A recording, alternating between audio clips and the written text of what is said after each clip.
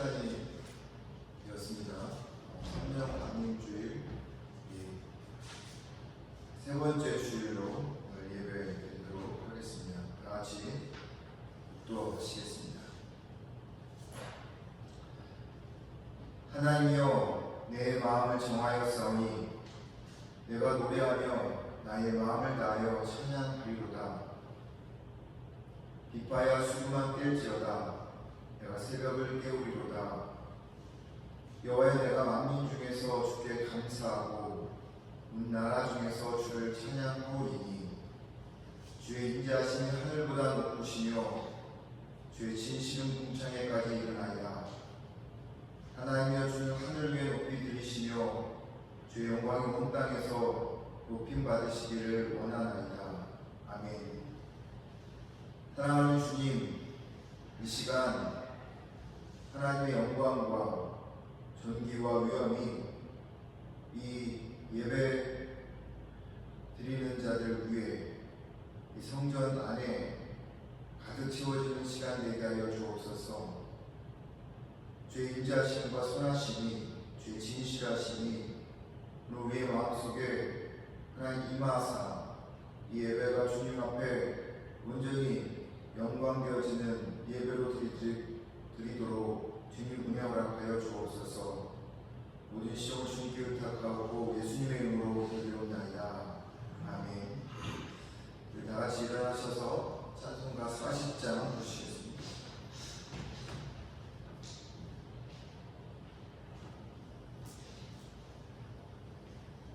찬송으로 보답할 수 없는 그 사랑, 주님께 영광 할렐루야.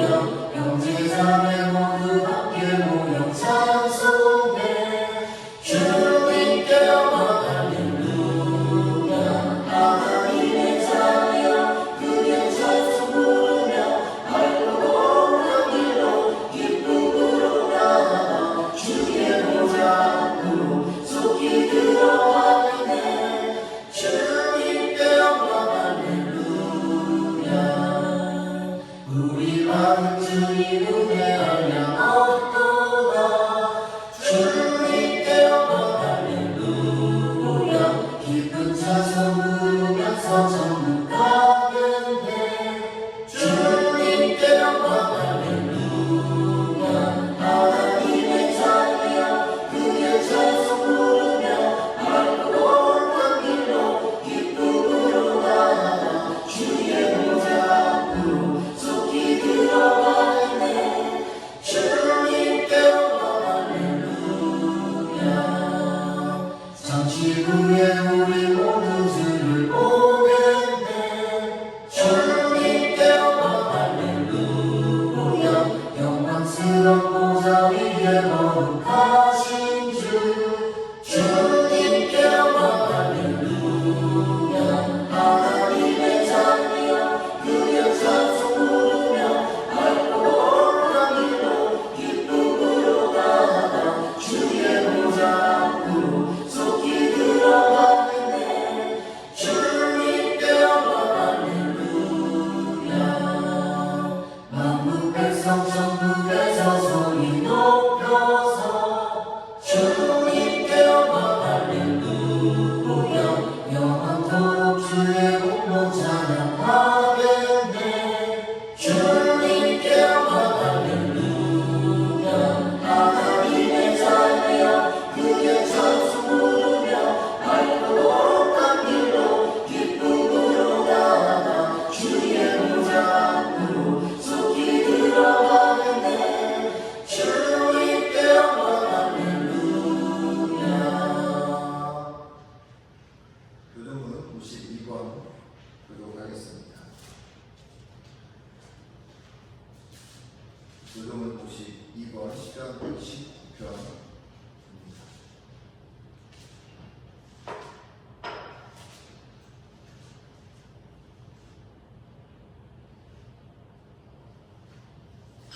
교도문 52번 시간 119편 한 절씩 교독하겠습니다. 청년이 무엇으로 그 행실을 깨끗하게 하리까? 주의 말씀만 지킬 따름이니이다. 내가 진실로 주를 찾았사오니 내가 주께 범죄하지 아니하려 하여 주의 말씀을 대한 마음에 두었나이다.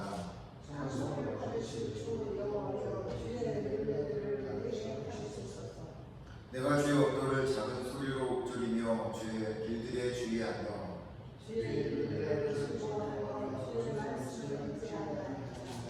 주의 법이 나의 즐거움이 되지 아니하였더면 내가 내 고난 중에 멸망하였으리이다.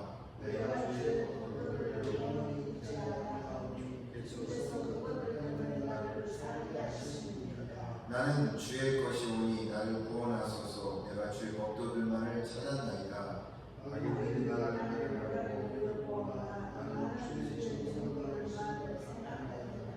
내가 보니 모든 완전한 것이라 끝이 있어도 주의 계명들은 심히 넓으니이다.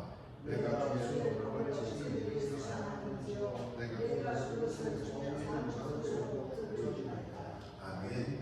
235장 찬양하겠습니다. 찬송가 235장입니다. 찬송가 235장입니다.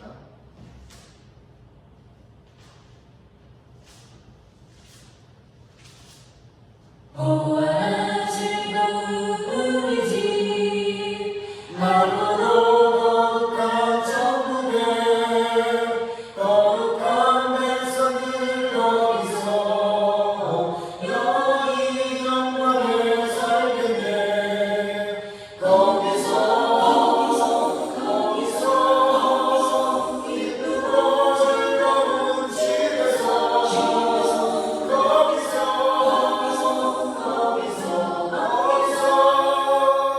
영원히 영원히 살겠네. 앞서간 우리의 친구들 광명한 그 집에 올라가 거룩한 주님의 보좌 장미로 영원히 즐기네. 거기서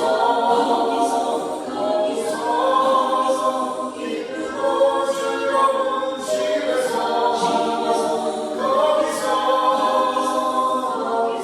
거기서 장미로 영원히 즐기네.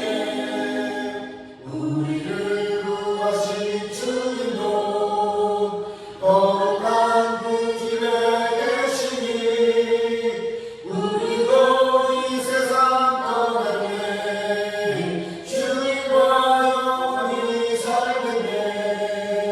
거기서 기쁘고 즐거운 집에서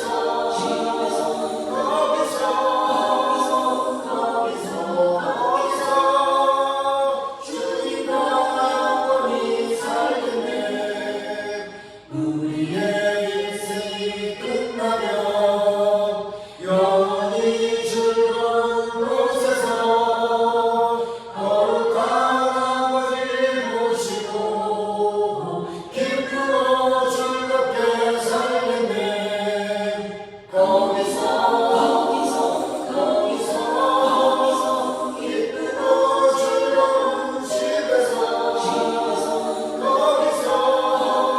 즐거운 집에서 거기서 기쁘고 즐겁게 살겠네.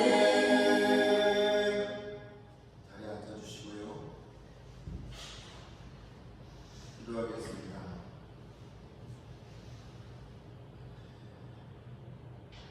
내가 산을 향하여 눈을 들이라. 나의 도움이 어디서 올고 나를 지으신 여호와에게서로다. 여호와는 너를 힐족시키지 아니하시고 너를 지키시는 이가 졸지도 아니하시고 주무시지도 아니하시리로다. 여호와는 너를 지키시니라. 낮에 해가 너를 상하게 하지 아니하고 밤의 달도 너를 해치지 아니하리로다. 여호와가 너를 지켜 모든 혼란을 면케 하시며 또 내 영혼을 지키시리로다. 여호와가 너의 출입을 지금부터 영원까지 지키시리로다. 주님, 오늘 시편의 시인의 고백처럼 하나님께서 우리를 지키시고 우리를 보호하시고 함께 하심을 이 시간 이 예배를 통해서 하나님 우리가 누리게 하여 주옵소서.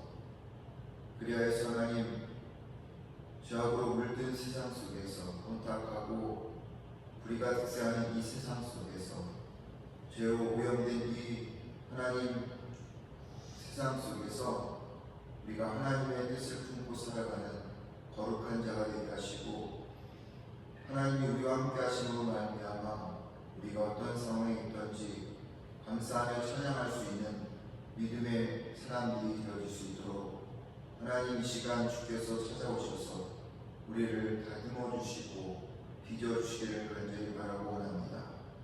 이 예배를 주님 하나님께서 주장하게 하여 주셔서 악한 사단 말이가 틈타지 않게 하시고 한 주간 동안 우리 생각과 우리의 마음속에 여전히 우리가 그것을 놓지 못했던 부분들이 있다면 그리고 그것을 가지고 이 자리에 나왔다면 그 모든 것을 십자가에 박는 시간이 되어 주님만으로 온전히 우리가 채워지는 은혜의 시간이 되게 하여 주옵소서.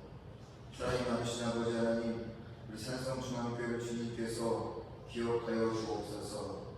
주께서 피가 주고 사신 이 교회가 오직 주님에 의해서만 하나님 높여지게 하시고 주의 영광만이 드러날 수 있게 하여 주옵소서. 또한 아버지 하나님의 선한 일들을 감당할 수 있는 교회가 되어지도록 은혜 허락하여 주옵소서.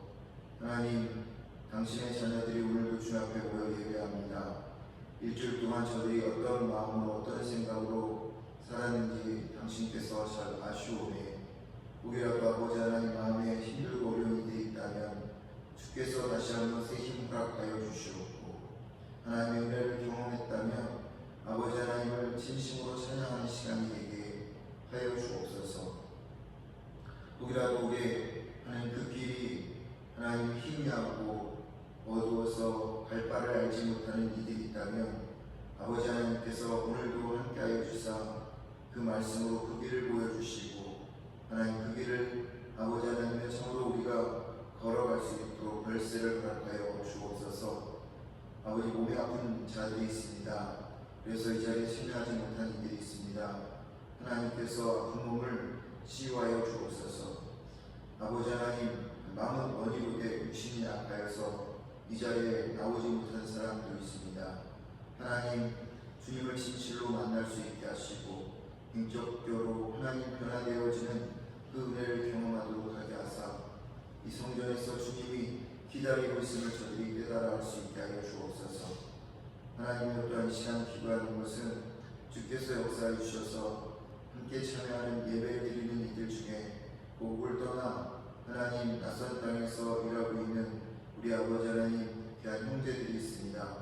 중국에서 그리고 네팔에서 하나님 꿈을 가지고 이 땅에 와서 일하고 있는 이들 한 사람 한 사람들을 주님 지켜주셔서 먼저는 저들 구체적으로 건강하도록 도와주시고 하나님 저들의 또 소원하는 바들이 이 땅 가운데서 이루어지게 하옵소서. 그러나 아버지 가장 중요한 것은 예수님을 주로 고백하며 만날 수 있기를 원하고 주는 그리스도시요 살아계신 하나님의 아들이라고 고백하며 저들의 삶이 아버지 하나님 고국에 있는 이들에게 영향을 줄 수 있게 하여 주시고 하나님 저들이 훗날 다시 고국으로 돌아갔을 때 하나님 바울 같은 그런 귀하고 복된 선지자들이 또한 아버지 선교사들이 되어줄 수 있도록 은혜 허락하여 주옵소서. 거룩하신 아버지 하나님 이번 주 화요일날 제가 이제 하나님 자녀의 결혼식을 위해서 하나님 행복을 축복합니다. 오늘 모든 아버지 가정과 또 그곳에서 있게 될 결혼식 그리고 하나님 있는 동안의 모든 시간들 하나님께서 지켜주시고 제가 아버지 하나님 또 없는 그 동안에 배왕 선교사가 와서 함께 말씀을 나누어주고 함께 아버지 은혜의 시간을 보낼 때 하나님께서 이 모든 것 가운데 선하고 아름답게 인도하여 주옵소서. 일절 사단마귀 틈타지 않게 하시고 하나님의 영광만이 하나님 홀로 아버지 하나님이 가득 채워지는 은혜의 시간이 되게 하여 주옵소서. 오늘도 부족한 자가 하나님 말씀을 들고 섰습니다. 하나님 이 말씀이 사람의 이야기가 아니라 세상의 소리가 아니라 오직 하나님의 소리여서 우리의 마음속에 하나님의 말씀만이 각인되어지는 귀한 시간이 되게 하옵소서. 예수님의 이름으로 기도드리옵나이다. 아멘. 전능하사 천지를 만드신 하나님 아버지를 내가 믿사오며 그 아들 우리 주 예수 그리스도를 믿사오니 이는 성령으로 잉태하사 동정녀 마리아에게 나시고 본디오 빌라도에게 고난을 받으사 십자가에 못 박혀 죽으시고 장사한 지 사흘 만에 죽은 자 가운데서 다시 살아나시며 하늘에 오르사 전능하신 하나님 편에 앉아 계시다가 저로서 산자와 죽은 자를 심판하러 오시리라. 성령을 믿사오며 거룩한 공예와 성도가 서로 교통하는 것과 죄를 사하여 주시는 것과 몸이 다시 사는 것과 영원히 사는 것을 믿사옵나이다. 아멘. 하나님 말씀 보도록 하겠습니다. 마가복음 1장 9절과 10절과 11절 말씀 보도록 하겠습니다. 마가복음 1장 9절부터 11절까지입니다. 신약 53페이지 말씀입니다. 우리 다같이 일어나셔서 한 목소리로 봉독하겠습니다. 마가복음 1장 9절부터 11절 신약 53페이지의 말씀 9절, 10절, 11절 같이 읽겠습니다. 같이 읽습니다. 그때에 예수께서 갈릴리 나사렛에서부터 와서 요단강에서 요한에게 세례를 받으시고 곧 물에서 올라오실새 하늘이 갈라짐과 성령이 비둘기같이 자기에게 내려오심을 보시더니 하늘로부터 소리가 나기를 너는 내 사랑하는 아들이라 내가 너를 기뻐하노라 하시니라. 아멘. 하나님의 말씀입니다. 자리에 앉아주시고요.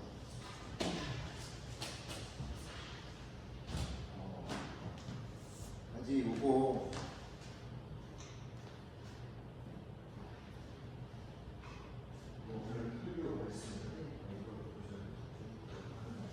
그리고 그거 나머지 원하는 사람 두 장, 원하는 사람한테 주세요.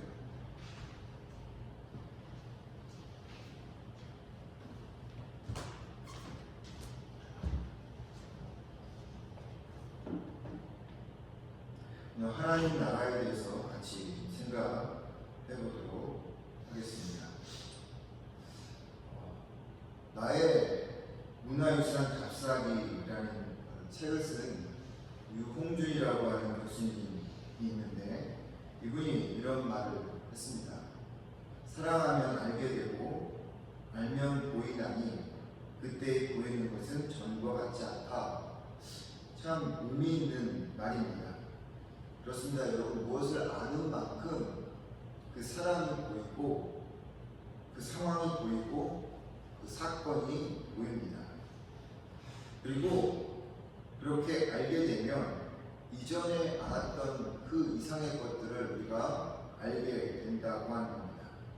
사랑하면 알게 되고 알면 보이나니 그때 보이는 것은 전과 같지 않다. 참 중요한 말이라 생각합니다.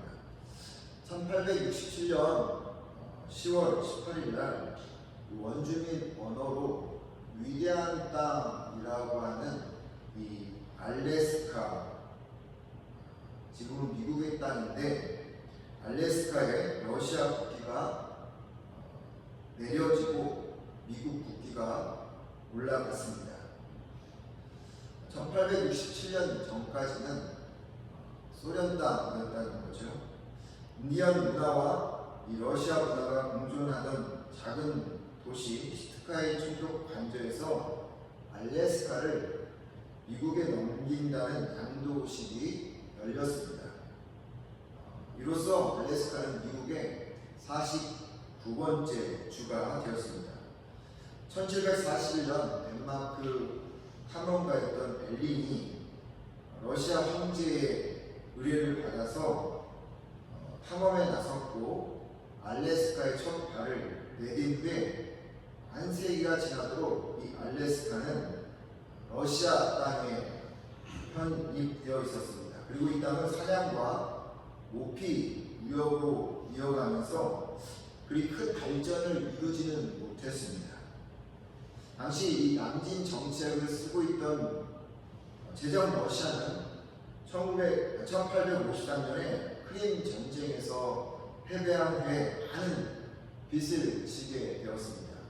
그래서 돈이 필요한 그런 상황과 해양 대국이었던 영국이 호시탐탐 알래스카를 어떻게 하면 점령할까 하는 그러한 생각에 러시아 황제였던 차르 알렉산드로 2세는 알래스카를 그냥 팔아버려야 되겠다 이렇게 생각을 했습니다. 그래서 미국에 팔기로 했고 미국의 국무장관이었던 윌리엄 슈어드와 함께 협상을 한 끝에 3월 30일 날 60만 제곱마일을 720만 달러에 사게 되었습니다. 매각을 한 거죠. 에이커당 2센트에 해당하는 액수입니다. 우리나라로 이렇게 환산을 해보면 예를 들어서 10만 평에 한 10,000원 정도 이렇게 팔았다고 생각하면 될 것 같습니다. 당시 미국 국민들은 왜 그런 바보짓을 하느냐라고 이 미국 관리들을 욕했습니다. 왜냐하면 쓸모없는 얼음덩어리의 땅이 알래스카였다는 거죠. 그런 그 땅에 그렇게 돈을 줘가면서 살 이유가 뭐냐라고 하면서 어디 뭐라고 이야기했냐면 단물이 가빠진 오렌지다 이렇게 이 알래스카 땅을 비유했습니다. 여러분 물이 빠진 수박을 먹어보셨습니까? 정말 아무 맛도 없죠. 버려야 되는 거죠. 마치 그런 겁니다. 그런 땅을 왜 샀느냐라고 미국에서도 막 원망이 많았습니다. 그렇게 우여곡절 끝에 이제 의회 비준이 되고 마침내 10월 18일 날 알래스카의 날이라고 부르는 이날에 이 러시아가 미국의 땅을 강도하게 되었습니다. 그게 알래스카를 받은 미국이 얼마 지나지 않아서 이 알래스카가 화려하게 비상한 것을 보게 되었습니다. 천덕꾸러기였던 알래스카가 화려한 백조로 부상했다고 하는 거죠. 1897년에 알래스카 폰강이라고 하는 그곳에 금광이 발견되기 시작했습니다. 그리고 수많은 사람들이 이 알래스카 땅으로 몰려들기 시작했고 2차 세계대전이 끝난 후 미국과 소련의 이 냉전 시대 때 미국이 이 알래스카 땅에다가 소련의 코앞에다가 미사일을 배치하여갖고 전략적인 요충지로 삼았습니다. 그리고 1950년대 석유 붐이 일어날 때 이 알래스카에서 대형 유전이 발견되어서 미국을 석유 매장량 세계 3위 국가로 만들었던 땅이 알래스카였습니다. 이후 알래스카는 오로라를 보고자 하는 수많은 관광객들과 석탄과 구리와 목재와 천연가스, 이 천연 자원을 가진 땅으로 확인이 되었고 이제는 이 알래스카가 정말로 누구와도 그리고 무엇과도 바꿀 수 없는 미국의 보물이 되어버렸습니다. 알래스카의 진가를 모르고 미국의 헐값으로 팔았던 이 러시아, 소련은 땅을 치고 후회했고 반대로 알래스카의 진가를 미리 알아보았던 미국의 그 행정가들 그리고 관료들은 수많은 이득을 얻게 되었던 것입니다. 이처럼 아는 만큼 보인다고 하는 것이죠. 러시아는 알지 못했기 때문에 그 땅의 진가를 몰랐습니다. 그런데 미국은 그 땅에 얼마나 소중한지를 알았기 때문에 그리고 그 땅을 얻은 것이죠. 성경에는 이와 비슷한 이야기들이 많죠. 여러분 구약과 신약을 관통하는 주제가 하나님 나라입니다. 하나님 나라를 우리는 이전에는 천국 혹은 천당이라고 이렇게 부른 적이 있습니다. 그런데 그때 천당, 천국으로 불렀을 때 기독교의 폐해가 참으로 컸습니다. 왜냐하면 천국이나 천당이 주는 의미가 죽어서나 가는 곳이라고 생각해서 이 땅에서의 삶을 터부시 했기 때문입니다. 물론 하나님 나라, 천국, 천당은 우리가 죽어서 가는 나라인 것은 분명하지만 이 땅에서의 즐거운 소풍을 마치고 돌아가는 본향인 것은 맞지만 그것이 전부라고 생각한다면 지금 우리가 두 발을 딛고 사는 이 땅의 삶의 의미가 없어지게 되는 것입니다. 그러다 보면 천국만을 꿈꾸고 천당만을 소망해서 종말론주의자가 되어버리는 거죠. 그리고 세상에 책임 있는 삶을 살지 않고 개인적이고 이기적인 신앙생활로 세상을 밝히는 것이 아니라 오히려 세상에서 쓸모없게 되는 그런 종교가 되어버린다는 것이죠. 이런 이 천당과 천국을 그냥 죽어서만 가는 나라라고 생각했던 이유는 이원론적인 그런 신앙 때문입니다. 생각 때문입니다. 하나님 나라, 천당은 선하고 좋은 곳이고 꼭 가야 하는 곳이지만 이 세상은 악하고 그리고 죄가 많은 곳이다 라고 생각해서 우리가 가야 될 곳은 천당이고 하나님 나라이기 때문에 그냥 이 땅에서는 대충 살다가 하나님 나라 가면 된다 라는 그런 생각, 하나님만 잘 믿어서 나중에 죽어 천국만 가면 된다는 생각으로 이 두 가지의 생각을 가지다 보니 기독교의 폐해가 많이 오게 되어진 것입니다. 여러분 이런 찬양을 들어보셨나요? 죄 많은 이 세상은 내 집 아니네, 내 모든 부하는 하늘에 있네, 저 천국 문을 열고 나를 부르네, 나는 이 세상에 정들 수 없도다. 무척 은혜스러운 찬양이죠. 한 번씩은 다 불러보았을 겁니다. 그런데 가사가 이렇습니다. 죄 많은 이 세상은 내 집 아니네, 내 모든 부하는 하늘에 있네, 저 천국 문을 열고 나를 부르네, 나는 이 세상에 정들 수 없도다. 죄 많은 이 세상에 정들 필요가 없다고 하는 것입니다. 악이 시대하는 죄가 많은 이 땅에 소망이 없기에 그래서 정들 필요가 없고 오직 천국의 소망을 둬야 한다는 말인데 이런 생각으로 살다 보니 기독교인이 세상을 비관적으로 바라보게 되고 현실을 도피하게 되는 거죠. 우리에게 주어진 이 세상의 삶을 우리가 하나님 앞에서 책임있게 사는 것이 아니라 그냥 이 땅에선 대충 살다가 하나님 나라 가면 된다라고 생각을 하게 되어지는 겁니다. 그런데 이건 분명 잘못된 거죠. 왜냐하면 하나님은 우리를 빛과 소금이라고 이야기를 했습니다. 그 말은 이 땅에서 우리가 빛과 소금의 역할을 감당해야 될 책임이 있다라고 하는 것인데 우리가 그런 책임을 감당하지 못했다고 하는 것이죠. 그렇다면 왜 이렇게 우리는 이 땅에서는 그냥 우리의 책임을 다하지 않고 그냥 대충 적당히 살다가 하나님 나라만 가면 된다라고 하는 생각을 가진 이원론을 가지게 되었을까요? 그것은 말씀드린 것처럼 우리가 하나님 나라에 관해서 제대로 알지 못하기 때문입니다. 알지 못하면 보이지 않는다라고 말씀드린 것처럼 솔로몬이 알래스카 땅을 제대로 알지 못해서 미국에 판 것처럼 하나님 나라에 대해서 우리가 제대로 알지 못하니까 하나님 나라가 무엇인지 보이지 않는 거예요. 그러니까 하나님 나라가 보이지 않으니까 엉뚱한 행동을 하고 신앙생활, 잘못된 신앙생활을 하면서도 그것이 옳은 신앙생활이라고 하면서 살아간다고 하는 것입니다. 문제는 그렇게 자기 혼자 살아가면 전혀 문제가 되지 않는데 그것도 문제가 되겠죠. 그것이 다른 사람들에게까지 피해를 주기 때문이다라고 하는 것입니다.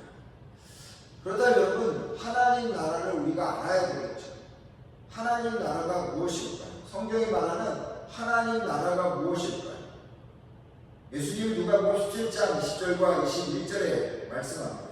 제가 원래 이 파워포인트를 준비했었는데 오늘 안 되니까 같이 한번 찾아보겠습니다. 누가복음 17장 20절과 21절 말씀 같이 보겠습니다. 누가복음 17장 20절 21절 우리가 본 마가복음 다음 책입니다. 누가복음 17장 20절과 21절 말씀 보도록 하겠습니다. 누가복음 17장 20절과 21절의 말씀입니다.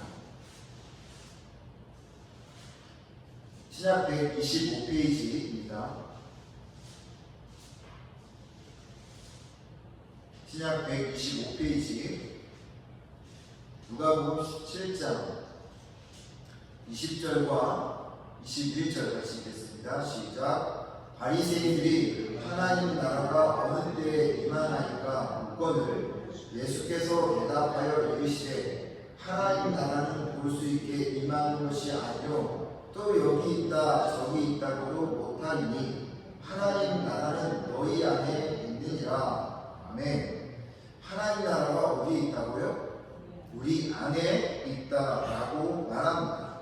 이 말은요, 하나님 나라는 죽어서 가는 나라만이 아니라 지금 내가 숨쉬고 살아가는 이 땅에서 내 안에 존재하는 나라라고 하는 것입니다. 그래요, 여러분. 하나님 나라는 죽어가는 천당, 죽어서 가는 천당, 그것만이 아니라 우리가 오늘 발을 딛고 살아가는 모든 삶의 현장, 그곳이 바로 하나님 나라고 천국이고 천당이라고 하는 겁니다.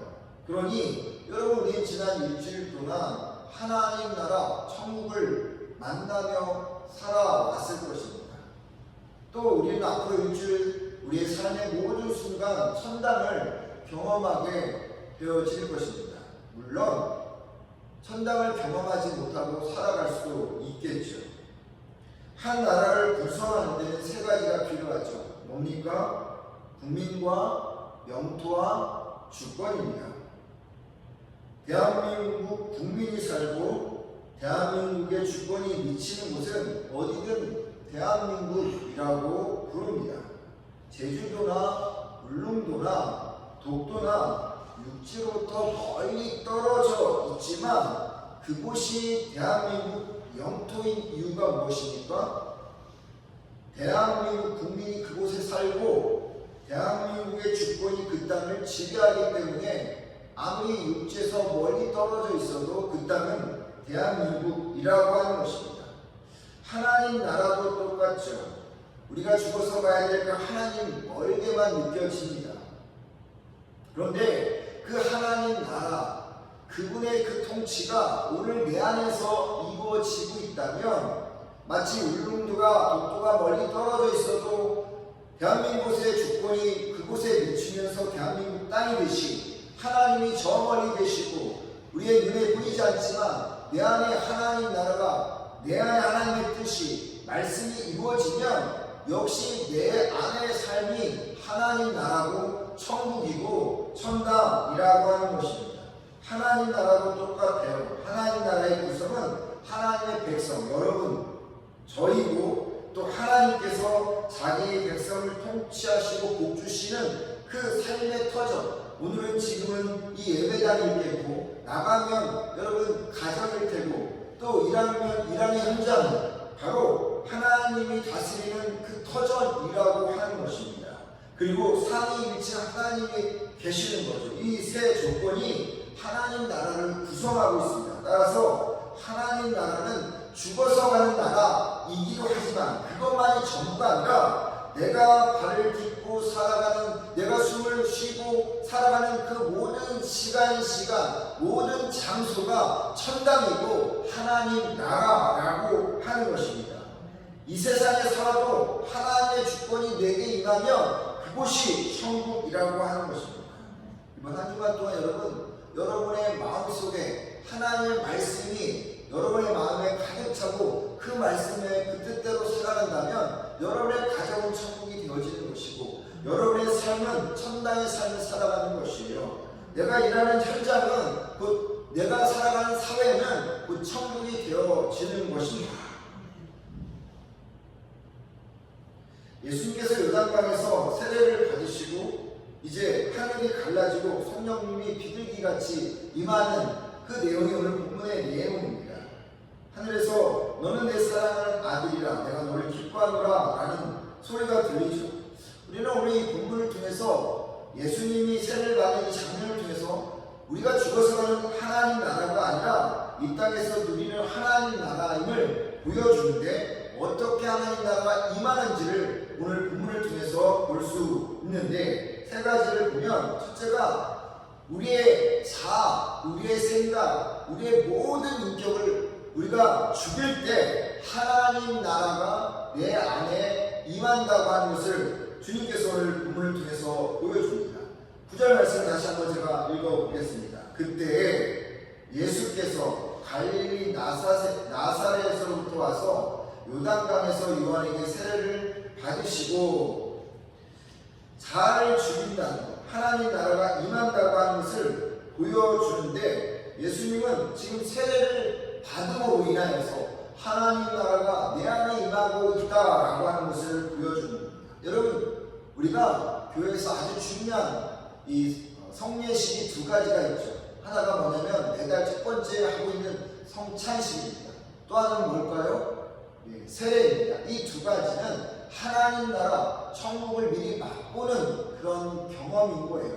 여러분, 세례, 우리는 아마 예수를 믿고 내가 주는 그리스도시요 살아계신 하나님의 아들이다 라고 하며 고백했었을 때 그 세례를 받았던 기억들이 있을 것입니다. 왜 세례를 받는 걸까요? 세례의 의미가 뭘까요? 세례는 죽는 것입니다. 제가 오래전에 캐나다에 있었을 때 세례를 이제 저희는 여기서 이렇게 물로 주잖아요. 근데 거기는요 강들이 많아서 직접 데리고 나가서 강에서 침례를 시킵니다. 침례를 시키는데요.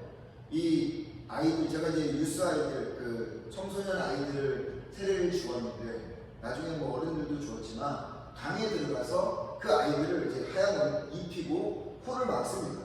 코를 막고 그 아이들을 머리 잡고 집어넣어요. 집어넣고 보통 빼잖아요. 근데 제가 딱 집어넣고 한 1분 가면 안 뺐어요. 그랬더니 애가 어떻게 했겠습니까?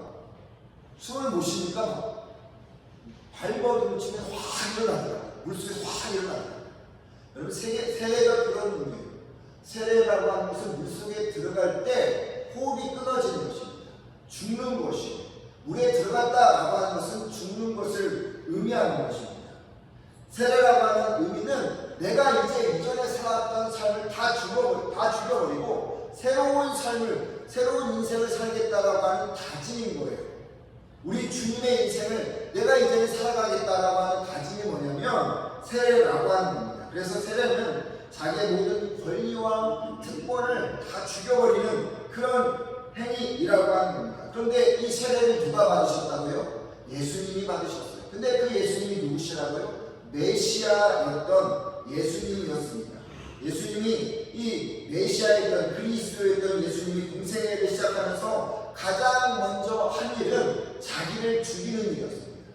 모든 권리와 특권을 죽이는 일을 하셨다고 하는 겁니다. 그리고 예수님의 아주 최고의 절정의 죽어짐은 무엇입니까? 십자가였다고 하는 거죠. 그러니까 예수님은 매 순간순간 죽어짐으로 하나님 나라를 경험하고 살아간다는 것이에요. 바울은 로마서 6장 4절에 이렇게 이야기합니다. 그러므로 우리가 그의 죽으심과 함께 세례를 받음으로 그와 함께 장사되었나니 는 아버지의 영광으로 말미암아 그리스도를 죽은 자 가운데 살리심과 같이 우리 또한 새 생명 가운데 행하려 함이라. 세례를 받은 우리가 그의 죽으심과 하여 세례를 받음으로 라고 얘기합니다. 예수님의 십자가의 죽음이 뭐라고 이야기하냐면 세례라고 이야기를 바울이 하고 있습니다. 그처럼 우리는 우리의 생각, 우리의 어떤 개념, 우리의 삶의 모든 것, 특권, 권리들을 죽임으로 인하여서 세례를 받음으로 인하여서 우리가 다시 한번 하나님 나라를 살아갈 수 있다라고 말하고 있는 거예요. 자아를 십자가에 못 박아 죽일 때 비로소 하나님 나라가 우리 안에 임한다고 하는 것입니다. 우리의 가정이, 우리의 일터가, 내가 살아가는 모든 현장과 그리고 내 자신이 하나님 나라를 경험하고 천국을 살아갈 수 있는 방법은 무엇이냐? 내가 내 자아를 죽여야 된다는 겁니다. 여러분의 생각과 마음을 죽여야 되고 대신 뭘로 채워야 합니까? 하나님의 말씀과 하나님의 뜻으로 채워야 한다는 것이죠. 우리의 머리도 죽고 우리의 입도 죽고 손도 죽고 전 인격이 죽어야 비로소 하나님 나라가 우리 안에 임하고 또 역사한다고 하는 겁니다. 신앙을 생활을 해도 십자가에 자기를 줄지 못하고 여전히 자아가 고개를 뻣뻣이 들고 있으면 개인도 가정도 교회도 하나님 나라가 임하지 않는다고 하는 거죠. 형과 육지를 왕래하던 페리오에 불이 났습니다. 승객들을 구출하기 위해서 헬기가 날아와 밧줄을 내렸습니다. 근데 10명 이상은 이 밧줄에 매달릴 수 없었는데 11명이 매달렸습니다. 그런데 11명 중에 10명은 남자고 1명은 여자였습니다. 이것을 본 조종사가 마이크로 이렇게 이야기를 했습니다. 여러분 중 누군가 한 사람은 밧줄을 놓아야 합니다. 그렇지 않으면 모두가 다 죽습니다. 11명이 매달려 있으니 그 11명이 가다 보면 무거워서 헬기가 곤두박질 친다는 거죠. 그러니 한 명은 떨어져야 한다는 겁니다. 그런데 누구도 밧줄을 놓치지 않으려 했습니다. 떨어지면 바다에 죽을 것을 알기 때문이었습니다. 그런데 기다리다 못해 한 여자 한 명밖에 없던 그 여자가 이렇게 말했습니다. 저는 이평생 남편과 자식들 뒷바지를 하느라 고생만 하며 살아왔습니다. 제가 마지막으로 한 번 더 희생하겠습니다. 그 말을 하자 듣고 있던 10명의 남자들이 너무 기뻐서 손뼉을 쳤습니다. 그렇게 손뼉을 치다가 다 떨어져 죽었습니다. 죽으려고 했던 여자만 살고 살려고 했던 남자들은 다 죽었습니다. 하나님 나라는요, 비울 때, 자아를 죽일 때 임하는 나라입니다. 하나님 나라를 살고 싶습니까? 이 땅에서 천국을 살고 싶습니까? 천당을 가고 싶습니까? 그렇다면 내 자아를 죽이십시오. 두 번째, 성령이 임할 때 하나님 나라가 임합니다. 10절 말씀 보겠습니다. 곧 물에서 올라오실 새 하늘이 갈라짐과 성령이 비둘기같이 자기에게 내려오심을 보시더니 하늘이 갈라졌다는 말은 무엇입니까? 새 시대가 열렸다라고 하는 겁니다. 새 시대가 열리는 그 현장에는 성령이 임할 때 그 일이 일어난 것입니다. 성령이 임하자 새로운 시대, 이전과 다르는 전혀 다른 새로운 시대가 임하였다라고 하는 겁니다. 구원을 받아도 여러분 성령이 임하지 않으면 구원이 완성되지 않아요. 구원을 받아도 성령께서 우리 안에 함께하지 않으면 우리는 하나님 나라를 살 수가 없습니다. 하나님 나라는 성령이 임함으로 완성이 되어지는 것입니다. 왜일까요? 성령은 하나님의 뜻을 전하는 전령사이기 때문입니다. 구원이라는 것은 순간적으로만 끝나는 게 아니에요. 우리가 하나님 나라 갈 때까지 계속 이루어져야 되는 거예요. 그런데 그 매일매일의 삶 속에서 하나님의 말씀을 듣고 뜻에 따라 순종해야 하는데 여러분 그것을 전하는 자가 누구입니까? 성령이라고 하는 겁니다. 성령께서 전령사가 되어서 하나님의 말씀을 우리에게 그때마다 주시고 그 말씀을 받은 우리는 세상 속에서 지혜롭게 살아간다고 하는 것입니다. 만약 성령께서 우리에게 임하지 않으면 그 말씀을 들을 수가 없어요. 하나님의 뜻과 하나님의 말씀을 우리가 들을 수가 없어요. 그러면 내 생각대로 내 판단대로 살아갈 수밖에 없는 것이고 그렇게 살아가는 그 현장은 하나님 나라가 되지 않는 거예요. 그래서 어떤 사람들은 돈이 많아도 많은 것을 배워도 그 삶이 지옥과 같다라고 이야기하는 이유가 무엇일까요? 하나님께서 그와 함께하지 않고 하나님 말씀과 뜻 가운데 살아가지 못하기 때문에 그렇다고 하는 것입니다. 대한민국에 살면서 법과 질서를 무시하고 자기 마음대로 살면 그 사람은 대한민국 시민으로서의 자격이 없습니다. 마찬가지로 구원받았지만 하나님의 뜻과 말씀이 아닌 자기 마음대로 살아간다면 전령사인 성령의 말씀을 순간순간 듣지 않고 자기 마음대로 살아간다면 하나님 나라의 백성으로서 자격이 없다는 겁니다. 그러기에 하나님 말씀을 전하는 성령이 우리 안에 임해야 합니다. 그럴 때 우리가 이 땅에서 하나님 나라를 살아갈 수 있는 것이죠. 하나님은 성령께서 우리 안에 충만하게 임하기를 주의 이름으로 축원을 드립니다. 세 번째 마지막으로 하나님께 인정받을 때 하나님 나라가 임합니다. 11절 말씀입니다. 하늘로부터 소리가 나기를 너는 내 사랑하는 아들이라 내가 너를 기뻐하노라 하신다. 하나님을 기쁘게 해드리는 예수님은 사람들에게 인정받기 전에 하나님께 먼저 인정을 받은 분이셨습니다. 그러면 하나님께 인정받으려면 어떻게 해야 됩니까? 하나님을 기쁘게 해야 되는 것인데, 하나님을 기쁘게 하는 것은 어떤 것일까요? 하나님을 전적으로 신뢰하는 것입니다. 의심치 않고 믿는 것이죠. 빛의 자녀로서 소금과 그리고 빛으로 살아가는 것입니다. 공의와 사랑을 실천하며 살아가는 것이고, 말씀에 순종하며 살아가는 것이고, 내 뜻이 아닌 하나님의 뜻을 구하는 기도를 하며 살아가는 것입니다. 그럴 때 하나님께 기뻐하는 그런 인생이 되어진다고 하는 것이죠. 그 중에 한 사람이 누구였습니까? 에녹이었어요. 에녹은요, 그가 하나님을 만나기 전까지는 자기 마음대로 살았어요. 그런데 하나님의 말씀을 듣고 그 말씀대로 하나님을 기쁘게 하며 살아갔을 때 그 365년 동안 하나님과 동행하며 하나님을 기쁘게 해드렸던 사람이 되었다고 하는 것입니다. 그렇게 살아갔던 에녹의 삶은 어떤 삶이었을까요? 그가 하나님 나라를 살아갔던 사람이었다고 하는 거죠. 아는 만큼 보입니다. 하나님 나라를 바로 알아야 합니다. 그래야 하나님이 보이죠. 하나님이 보이면 힘들고 어려운 이 세상으로 살아갈 수 있는 것입니다. 안 보이니까 자꾸 죽어서 가는 천국만 바라보게 되는 것이죠. 바라기는 하나님 나라를 바로 알아야 하나님 주신 권리와 특권을 마음껏 누리는, 그래서 우리 모두가 이 땅에서 나중에도 천국을 가겠지만, 천당을 가겠지만, 이 땅에서 천국과 천당을 살아가는 우리 모두가 되기를 주의 이름으로 축원을 드립니다. 기도하겠습니다. 사랑이 많으신 아버지 하나님, 우리가 이 땅에서 하나님을 바로 알아야겠습니다. 하나님 나라를 바로 알아야겠습니다. 그래야 우리가 살아가는 삶의 모든 터전이 천당이 되어지고 천국이 될 것입니다. 하나님, 아무리 모든 것이 갖추어져 있을지라도 하나님과 함께하지 않으면 아버지 하나님, 그것은 지옥일 수밖에 없습니다.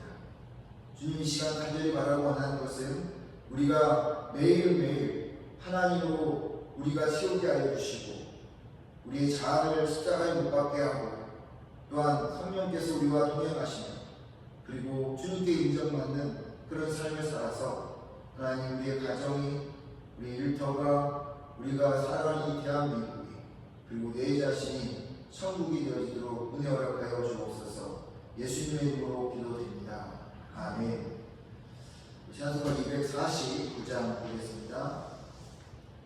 294장 하면서 응원하겠습니다. 249장입니다.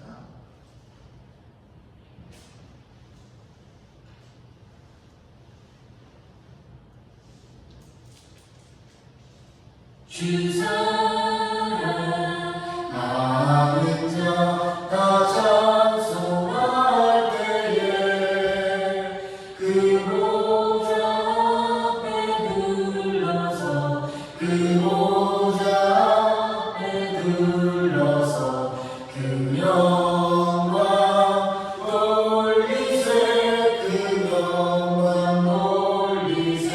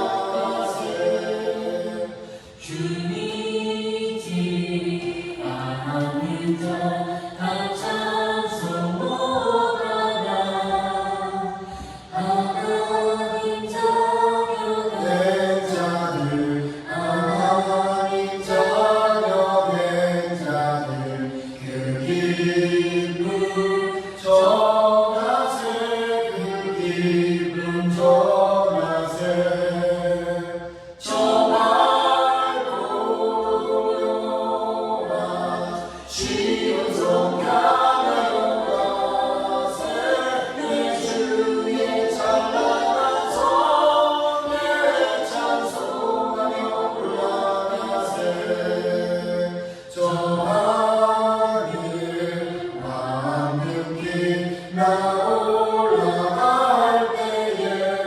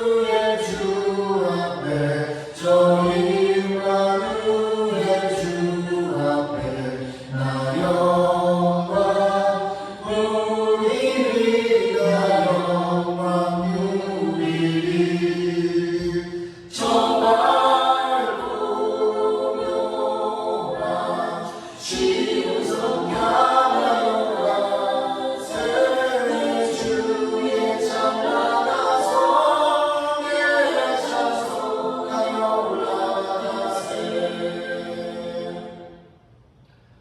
사랑하는 주님, 오늘도 하나님 나라를 소망하고 전국과 천당을 살아가고자 마음을 다지는 하나님의 귀한 자녀들, 그들에게 주님의 축복이 더해지게 하여 주옵소서. 아버지 하나님, 특별히 이 한 주간 동안 하나님 사랑하는 마음으로 살다가 하나님의 성전에 빈손으로 나오지 않게 하시고 물질을 드릴 수 있게 허락하여 주시니 감사합니다. 하나님, 그들의 가정에 물질의 어려움 겪지 않도록 주님 은혜 베풀어 주시고, 하나님, 주님께서 우리에게 맡긴 그 물질을 잘 관리하는 청지기로 살아가게 하셔서 선용할 수 있는 저희가 되게 하옵소서. 바라고 원하는 것은 아버지 하나님, 저들의 기업에 시력이 넓어지게 하시고, 하나님께서 저들의 기도교회 역사하사 물질적으로도 하나님 풍부해지는 삶을 누리게 하여 주옵소서. 오늘도 주님 앞에 하나님 귀한 주의 헌금을 드렸습니다. 10의 1조를 드렸습니다. 그리고 아버지 하나님 감사한 마음으로 하나님 앞에 드렸습니다. 이 드린 성결 속기를 축복하시고, 드리지 못한 하나님 그들 다음에 또 하나님 앞에 은혜로 드릴 수 있도록 하나님 그 가정을 그 삶을 축복하여 주시옵소서. 주께서 함께 하실 하나님 이 물질 위에 주님께서 역사하실 간절히 바라고 원하며 예수님의 이름으로 기도드리옵나이다. 아멘.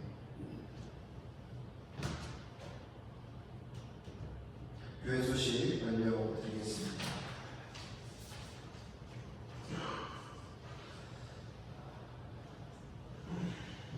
제가 저희 첫째 아들 결혼식차 이번 주 화요일에 출국해서 10월 3일에 귀국합니다.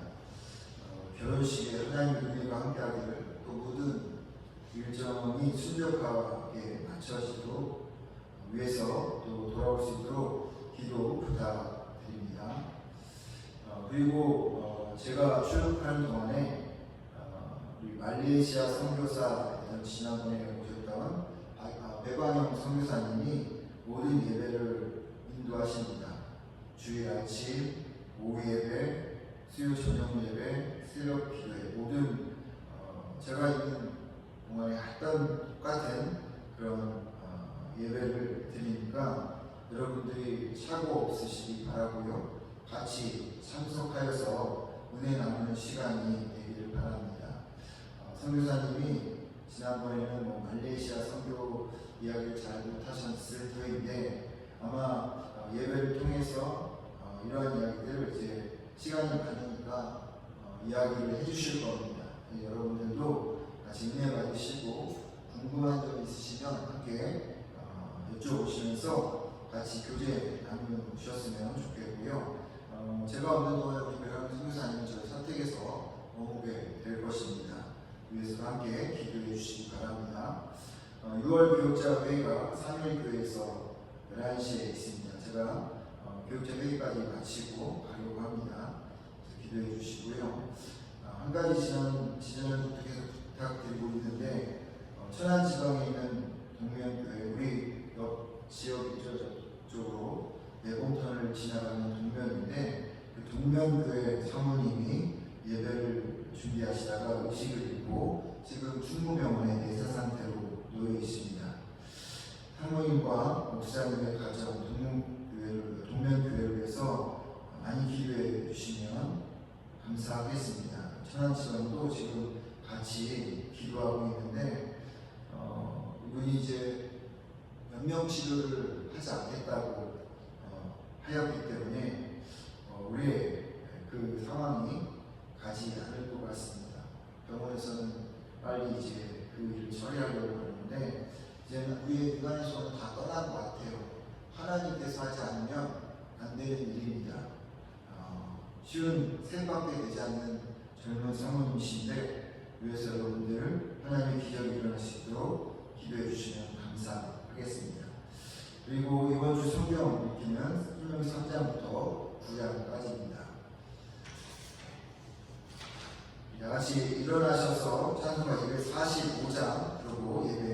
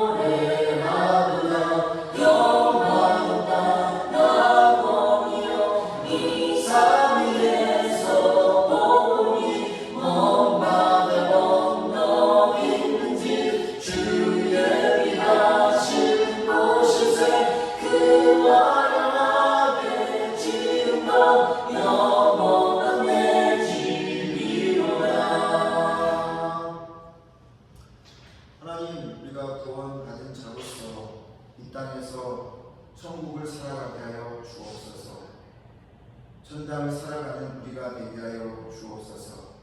이날 하나님 그 화려한 낙원에서 주님과 하나님 회오하며 기뻐하고 즐거워하는 그날이 우리에게 분명히 올 것입니다.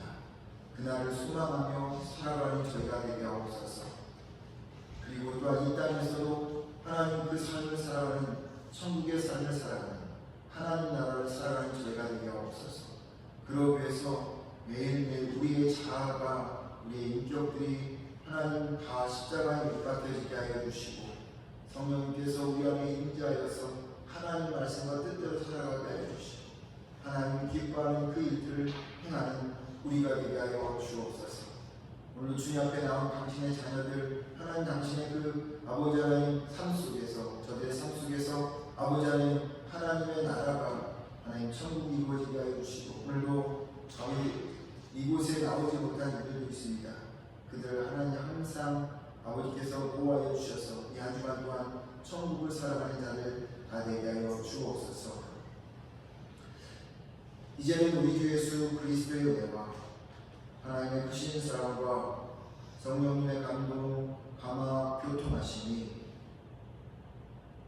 훗날 하나님 나라를 가서 주님을 만날 뿐만 아니라 이 땅에서 하나님 나라를 살고 천국과 천당의 삶을 살겠다고 다짐하며 주님 앞에서 자기의 자아와 모든 삶을 다 십자가에 못 박고 또한 성령과 함께 살고 하나님의 기뻐한 일을 행하겠다고 다짐하는 그리고 이 성전을 떠나는 당신의 자녀들 머리머리 위에 저들의 가정 위에 그리고 일터 위에 그리고 고국을 떠나 낯선 땅에서 일하고 있는 우리의 형제들 위해 그리고 지금도 세계 곳곳에 터져서 주의 말씀을 붙들고 살아가는 하나님의 교회와 성도들 위해 그리고 우리가 살고 있는 이 땅 대한민국 위해 이제부터 영원토록 함께하기를 간절히 축원하옵나이다.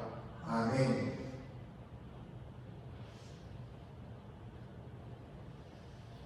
예배 대하였습니다. 진교실로 가서 함께 교제하도록 하겠습니다.